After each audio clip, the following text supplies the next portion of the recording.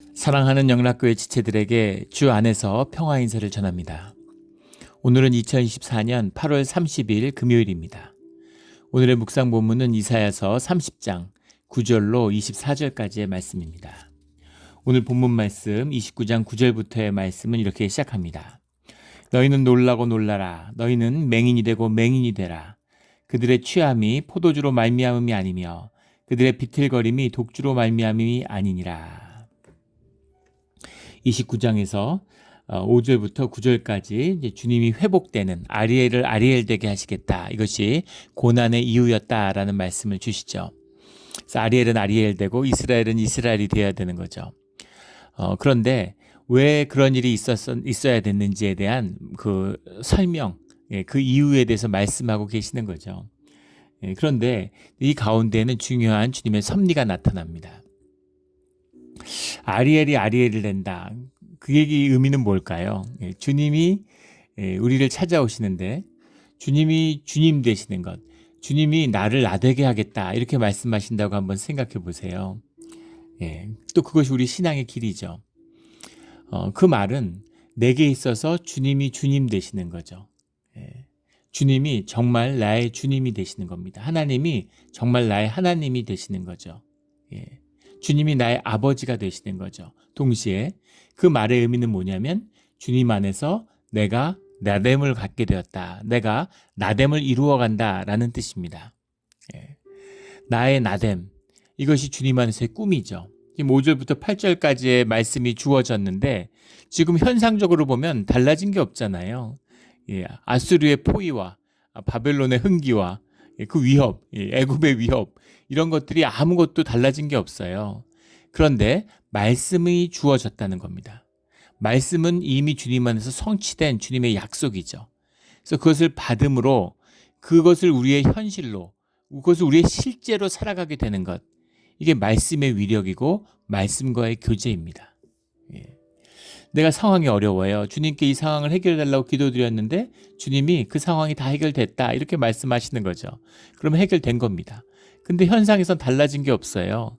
하늘에서 이루어진 뜻이 땅에서 이루어지기 위해서, 그것이 물질화되기 위해서, 그것이 현재화되기 위해서, 실제화되기 위해서 물리적인 시간이 필요한 거죠. 근데 그 물리적인 시간이라고 하는 것은 우리의 의식의 차원의 문제인 겁니다. 현상의 것이에요. 주님 안에 무슨 시간이 있겠어요. 영혼 속에 계시는데. 주님 안에서는 이미 전후 앞뒤의 이야기가 아니고 시간의 이야기가 이 얘기도 아니고 인과의 이야기도 아니라는 겁니다. 그건 우리의 얘기, 현상의 이야기일 뿐인 거죠. 그런데 주님의 안에서 그 말씀이 우리에 대한 삶의 답으로 주어졌다는 것은 우리에게 그것이 꿈이 되었다는 거죠. 현상의 세계에서 바라볼 때 그건 우리의 꿈인 거예요. 그래서 꿈을 꾸면서 그 꿈을 사는 것입니다. 이 신앙이죠. 주님 오신다고 그랬는데 주님 도대체 언제 오시나? 한탄하고 안 오시는 거 아니야? 의심하고 이런 것이 아니라 주님이 오심을 믿고 그 약속을 붙들고 오늘도 주님과 함께 살아가는 거죠. 그것입니다. 나의 나됨을 향한 것, 이게 꿈이에요. 내가 나로서 피어나는 거죠.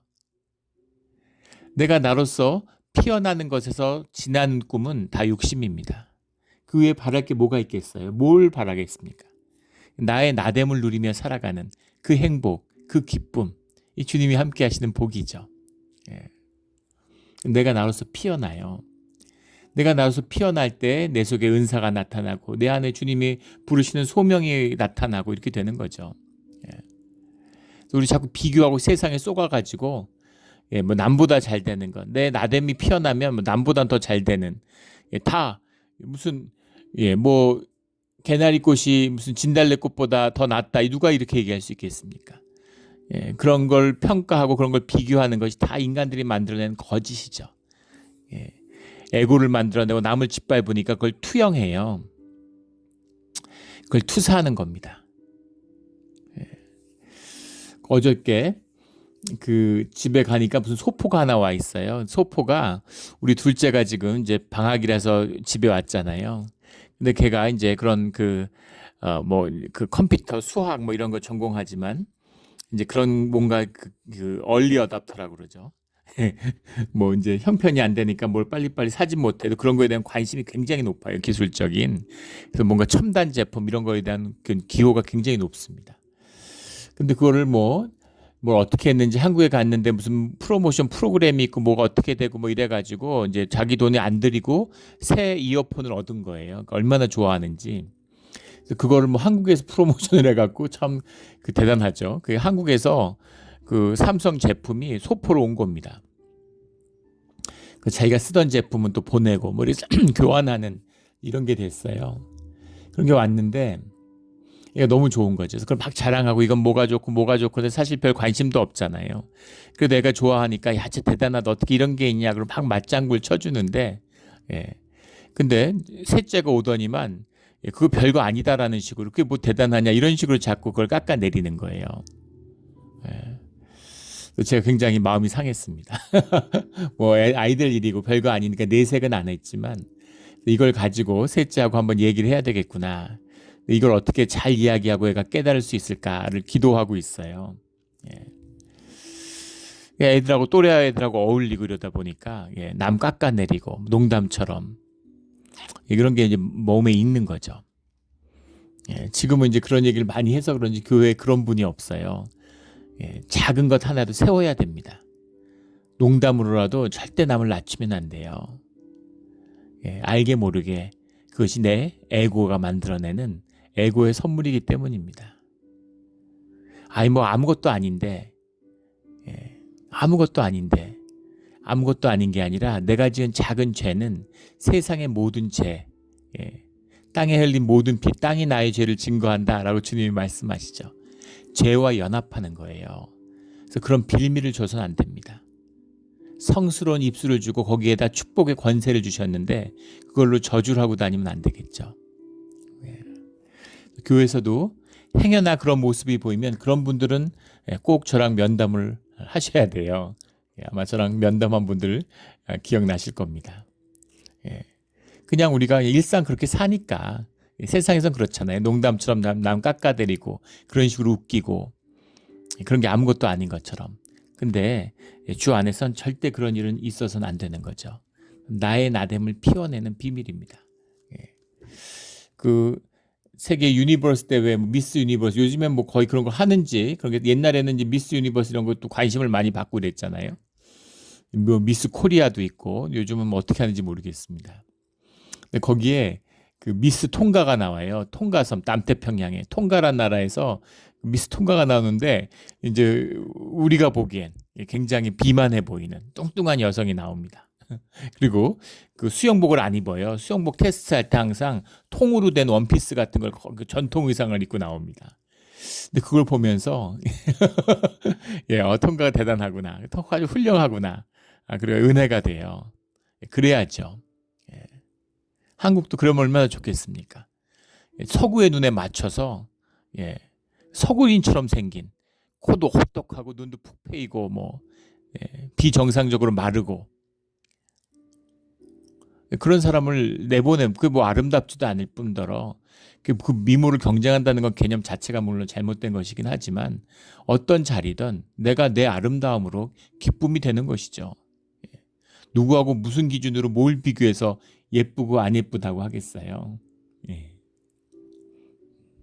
우리 이제 교인 한 분이 그런 말씀하세요. 거울을 보면서 머리를 깎으셨는데 주님하고 안에서 내가 주님이 정말 예쁘다는 그런 마음을 주셔서 너무 감사하고 정말 그렇죠. 주님 제가 정말 예쁘죠. 이렇게 그래야 되는 거죠.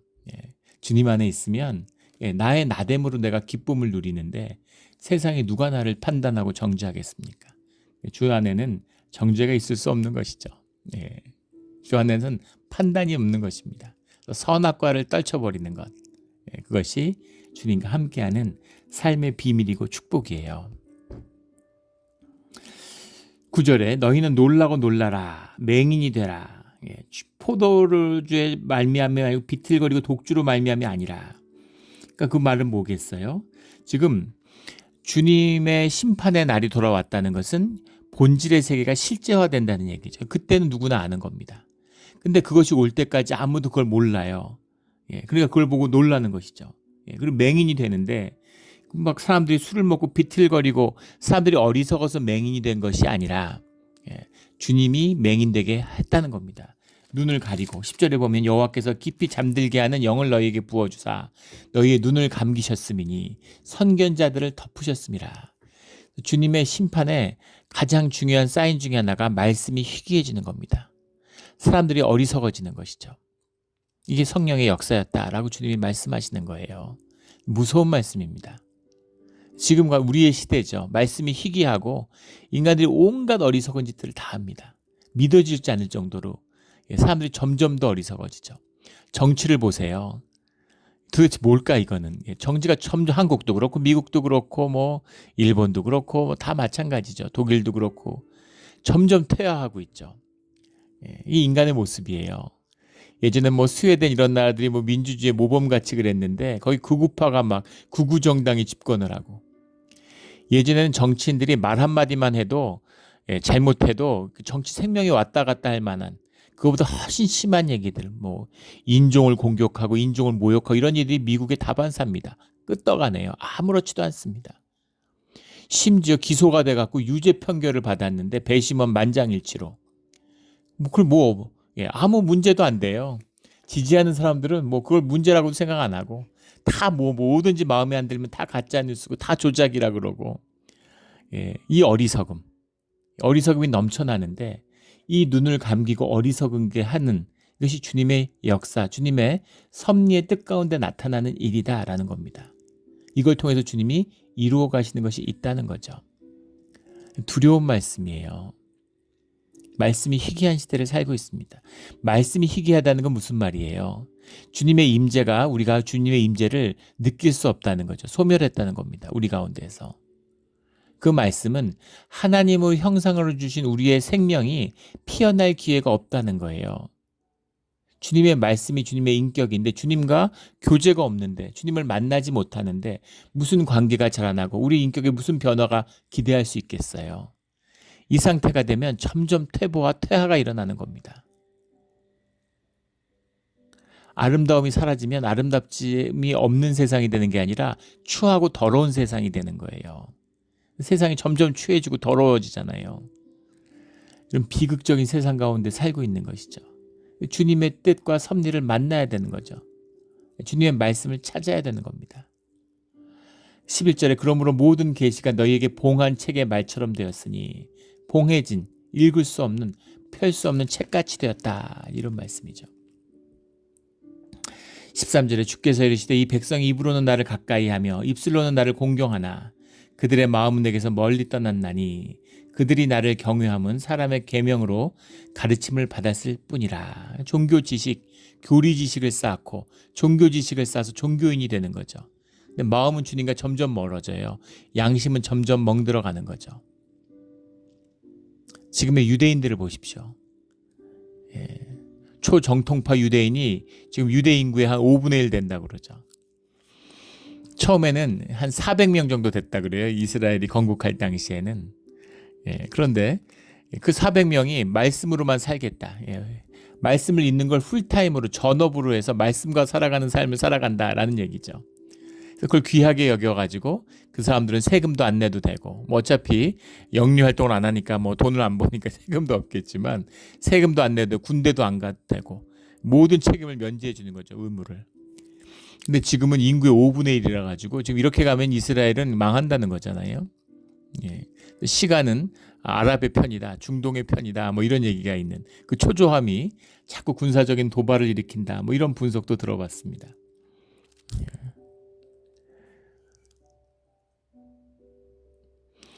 히브리 바이블, 신약이 아니고 구약만 읽었다 쳐도 하나님의 마음과 구약의 말씀을 받았다면 신약의 말씀을 안 받을 수가 없죠.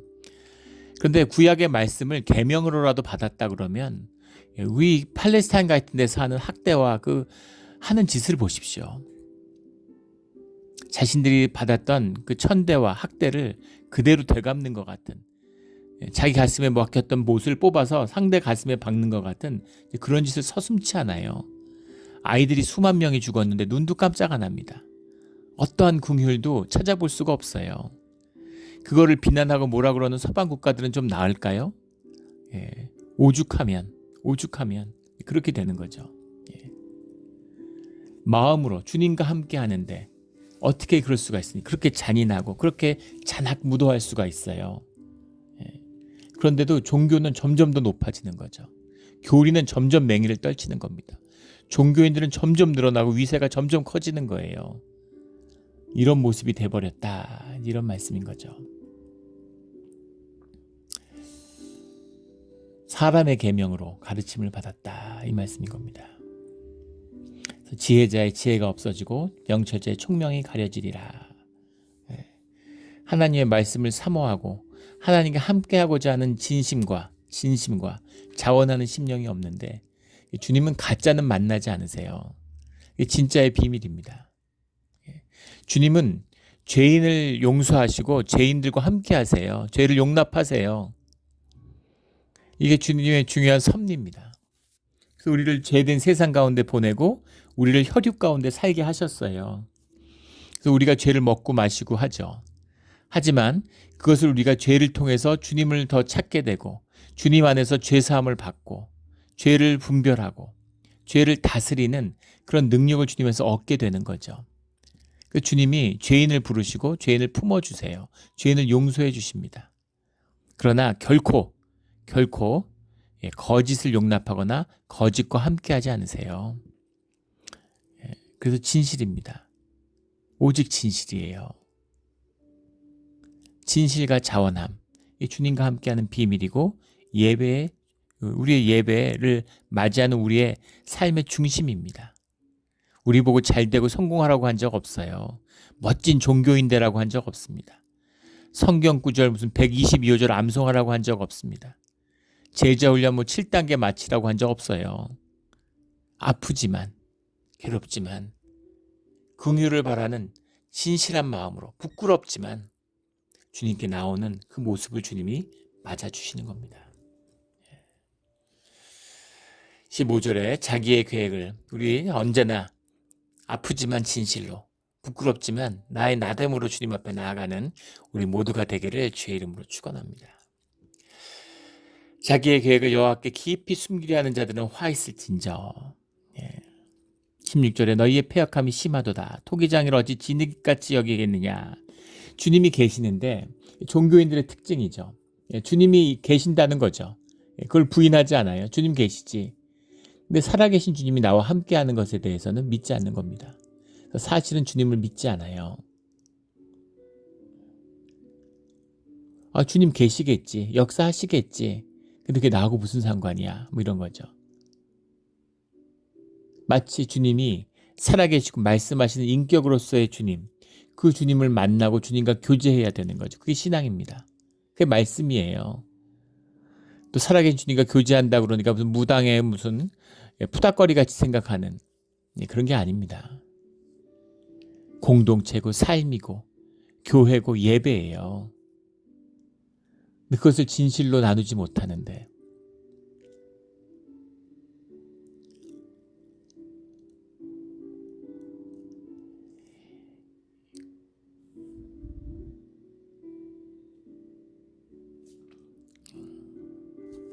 주님을 주님되게 여기지 못하는 예전에도 한번 나눈 적이 있었죠. 한국에 있을 때 한 청년이 있는데 예배를 안 드려요. 교회는 오는데 나중에 이유를 물어봤습니다. 그런데 예배를 드리면 힘이 빠진다는 거예요. 낙심하게 된다고. 그래서 그 이유가 뭔 것 같으냐. 자기도 그 이유가 궁금했는데 오랫동안 괴로워하고 고민하다가 깨달은 결론은 충격적인 고백이죠. 목사님이 하나님을 안 믿는다는 걸 알았다는 겁니다. 설교를 하는데 하나님 얘기, 성경 얘기, 온통 종교 얘기들이죠. 그런데 그게 진짜가 아닌 거죠. 그걸 진짜라고 믿고 싶고 세상 가운데 주중에 돈에 시달리면서 살았는데 다른 꿈이 있다는 걸, 그 꿈을 붙잡고 싶은데 그 꿈이 가짜라고 생각하는 사람이 하는 얘기가 심령에 더 낙심을 주는 거죠. 결국 다 가짜인가.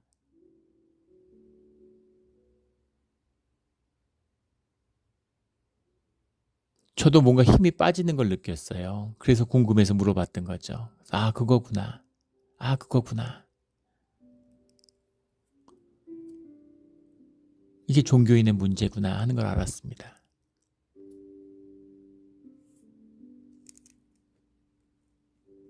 진실을 만나야 되는 거죠. 하나님 못 만났다고, 하나님과 교제 안 한다고, 말씀으로 살지 않는다고 뭐라 그러시는 게 아니죠. 그 삶에 대한 초대와 그 교제에 대한 초청이 있는데 그것을 외면하는 겁니다. 그게 문제인 거죠. 17절에 우리 살아계신 주님을 만나는 우리 신앙의 길이 되기를 주의 이름으로 축원합니다. 17절에 오래지 아니하여 레바논이 기름진 밭으로 변하지 아니하겠으며 기름진 밭이 숲으로 여겨지지 아니하겠느냐. 우리 앞서서도 나누었던 말씀들이죠. 주님 안에서의 반전입니다. 그날의 반전, 신앙의 반전이죠. 본질의 세계를 살고 현상에 살지만 본질의 세계를 붙들고 있어요. 땅에 속했지만 하늘의 백성입니다. 그러니까 우리가 속해 있는 하늘의 질서, 하늘의 나라의 꿈, 이것이 실제화되는 날이 오죠. 그게 반전이에요. 주님과 함께하는 사람들, 주님의 사람들은 삶의 반전을 만나게 되는 겁니다. 이 복이 얼마나 귀하고 큰지 몰라요. 이 복으로 살아가는 겁니다. 지금 이 노숙자 문제 때문에 난리죠.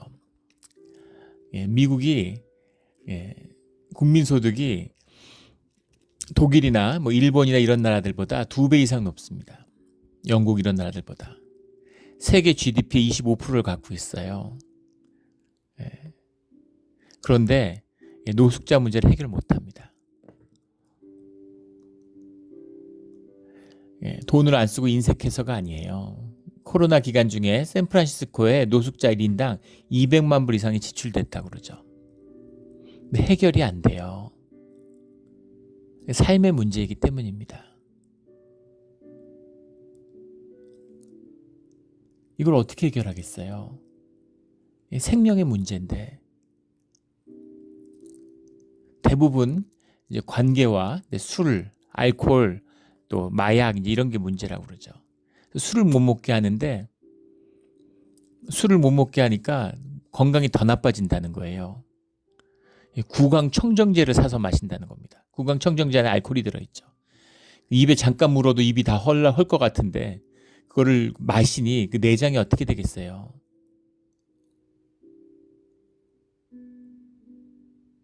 그걸 어떻게 해야 됩니까? 이걸 해결할 수 있는 그렇게 삶이 될 수밖에 없었던 이유들이 있겠죠. 이유들이 있겠죠. 술일 수도 있고 마약일 수도 있고 가족일 수도 있고 여러 가지가 있겠죠. 대부분은 그 안에 다 수렴됩니다. 그런데 거기서 어떻게 반전을 만들어낼 수 있을까요? 그 반전을 만들 수 있는 그 비밀은 주님밖에 없습니다. 이게 신앙의 비밀이에요. 인생의 반전을 이루어낼 수 있는, 새 출발을 할 수 있는 비밀은 성령의 함께 하심 밖에 없어요. 그 꿈을 주시는 거죠. 그 19절에 겸손한 자에게 여호와로 말미암아 기쁨을 더하겠고 사람 중 가난한 자가 이스라엘 거룩하신 이로 말미암아 즐거워하리니 강포한 자가 소멸되었으며 오만한 자가 그쳤으며 죄악의 기회를 엿보던 자가 다 끊어졌습니다. 오만한 자가 그쳤다는 게 무슨 남 자랑해서 사기 죽이고 이런 얘기가 아니죠. 북한 같은 데 보세요. 북한에 어떤 희망이 있을 수 있겠습니까?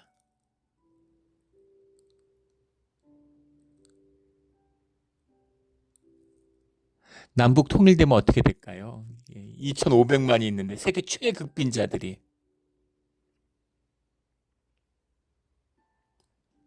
지금 무슨 그런 국제 전문가들 이런 사람 중에서는 김정은 정권은 또 오히려 감사해야 된다 이렇게 얘기하는, 자꾸 난민이 생기면 중국도 그렇고 어떻게 하겠어요 그 난민을. 근데 그걸 철조망, 전기 철조망까지 그 세워가면서 없는 돈에 그걸 철저히 막고 있으니까 오히려 그게 좋은 거다. 북한 정권이 안 만연하도록 도와줘야 된다. 이런 얘기하는 사람들도 많이 있습니다. 통일이 과연 축복이 되고 민족의 새로운 출발이 될 수 있을까요? 그런 반전이 일어날 수 있는 비밀은 주님밖에 없어요. 그것입니다. 우리 인생도 마찬가지고 내 인생이 내 이렇게까지 될 수밖에 없었던 이유가 충분히 있어요. 카르마가 있기 때문에 모든 것이, 모든 내 삶의 말 한마디, 눈빛 하나도 내 삶을 묶습니다. 그 묶임에서 누구도 자유롭을 수가 없어요. 거기에서 자유함을 얻을 수 있는, 그 멍에를 벗을 수 있는 유일한 길이 십자가입니다. 주님을 만나고 십자가를 만나야 되는 것이죠. 오늘 23절 말씀에 그의 자손이 내 손이 그 가운데서 행한 것을 볼 때 내 이름을 거룩하다 하며, 주님이 손에서 이루어지는 것을 볼 때야, 그걸 보면 그때 주님을 알게 되는 것이죠. 그때를 미리 보고 봉사가 돼서 맹인이 되라, 봉사가 되라. 그런 어두움의 영이 아니라 미리 보는, 그것을 보고 주님을 알고 이 어두운 세상에 주님이 빛이 되어주시는 그 복을 누리는 주의 자녀가 돼야 되겠죠. 얼마나 축복입니까? 얼마나 감사합니까? 이 복을 절대로 놓치지 않고 붙들고 누리며 살아가는 우리 주의 자녀들이 되기를 예수 그리스도의 이름으로 축원합니다. 아멘.